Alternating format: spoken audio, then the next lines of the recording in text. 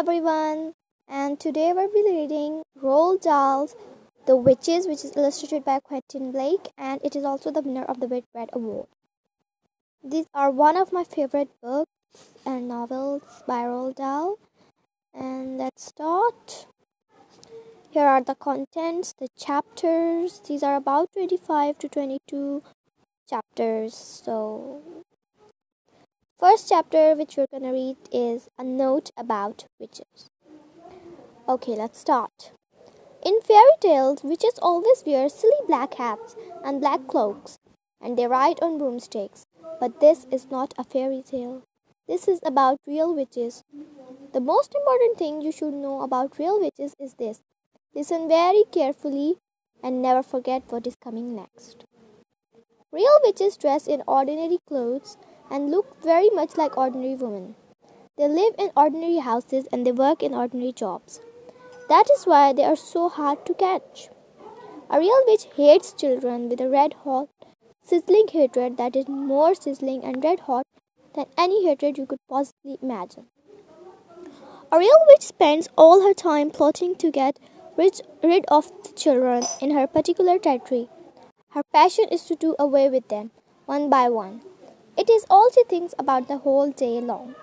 Even if she is working as a cashier in a supermarket, or typing letters for a businessman, or driving around in a fancy car, and she could be doing any of these things. Her mind will always be plotting and scheming and churning and buzzing, burning and whizzing and fizzing with murderous, bloodthirsty thoughts. Which child, she says to herself all day long. Exactly which child shall I choose for my next squelching?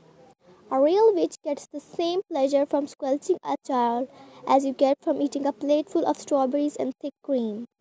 She reckons on doing away with one child a week. Anything less than that and she becomes grumpy. One child a week is 52 a year. Squish them and squiggle them and make them disappear.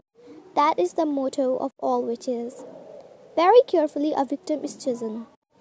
Then the witch stalks and wretched child like a hunter striking a little bird in the forest. She treads softly.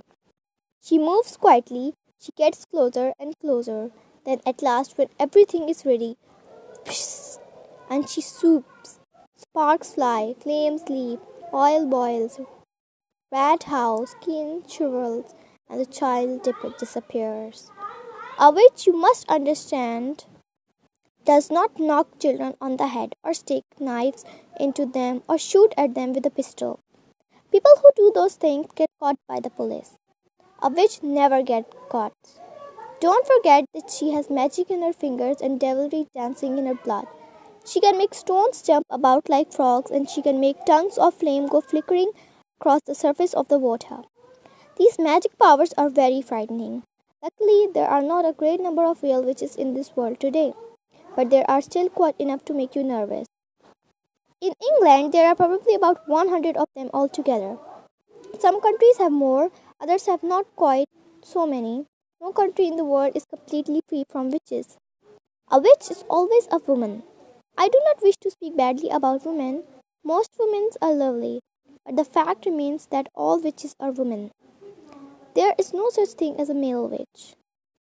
On the other hand, a ghoul is always a male. So indeed is a barghest. Both are dangerous, but neither of them is half as dangerous as a real witch. As far as children are concerned, a real witch is easily the most dangerous of all the living creatures on earth. What makes her doubly dangerous is the fact that she doesn't look dangerous. Even when you know all the secrets, you will hear about those in a minute, you can still never be quite sure whether it is a witch you are gazing at or just a kind lady.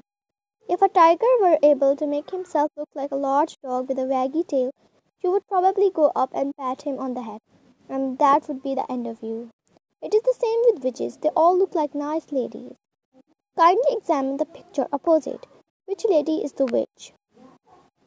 This is the picture.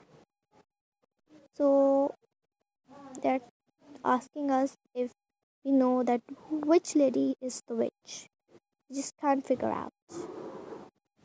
Let's come back to where we are reading. That is a difficult question, but it is one that every child must try to answer.